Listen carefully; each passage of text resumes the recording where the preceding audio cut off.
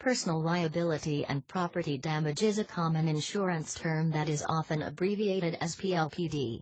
This coverage is common in many policies, but it is not often clear what it really covers. This is a very important part of a vehicle's insurance. Understanding what PLPD is can aid you if you have to make a claim due to an accident by saving you money on insurance. What is PLPD? There are two categories of coverage in a PLPD. The first, PL, is for personal liability while the PD is for property damage. It is important to note that deductibles do not apply to either parts of PLPD coverage unless you are determined to be at fault in the accident for which you are making a claim for. Your insurance rates may go up if you are at fault, but you will not be responsible for a deductible in property damage or in a liability type of claim. PL stands for personal liability. If you are a negligent driver or if you are deemed to be at fault while in an accident, you will be liable.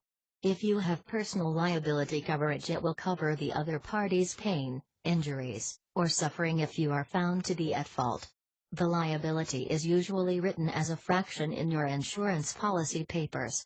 The term can look like this: 10,000, 40,000, and is referred to as bodily injury in your policy. The first number represents the amount that needs to be paid out per person, while the second number represents the maximum number that needs to be paid out in case of an accident. If there are more people who are injured or involved in an accident, the coverage works on a first-come first-served basis. This means that whoever files the claim first has the right to claim the stated limits on the policy. An example of personal liability: Dan is driving while on his cell phone and does not realize that he has just run a red light. He collides with another vehicle, 2 passengers. Everyone sustains minor injuries in the crash.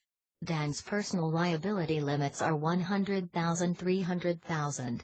Both of the injured passengers decide to go after Dan's insurance company for $20,000 each for their physical pain and suffering. Both receive $20,000 because Dan was at fault for running the red light. The claim falls under the guidelines of less than $100,000 per person and not more than $300,000 per accident. If the limits were exceeded for any reason, the claimants would be able to sue Dan personally to seek money for damages. Personal liability facts. State minimums vary. Coverage is always for the other party. Common limits are $100,000, $300,000. PD stands for personal damage. If you are involved in an accident and cause damage to property with your vehicle, whether it be another vehicle, road signs, or real estate, your policy will cover this under the property damage. Property damage is included in all insurance policies. If you check your policy papers, this coverage is listed with the personal liability. For example, it would look like this: 100,000, 300,000, 100,000. The last 100,000 refers to the property damage limit. An example of property damage: Sue is driving under extreme weather conditions and hits a patch of ice on the road. Her car spins out of control and hits parked vehicle. The damage to the parked car will be covered under the property damage coverage.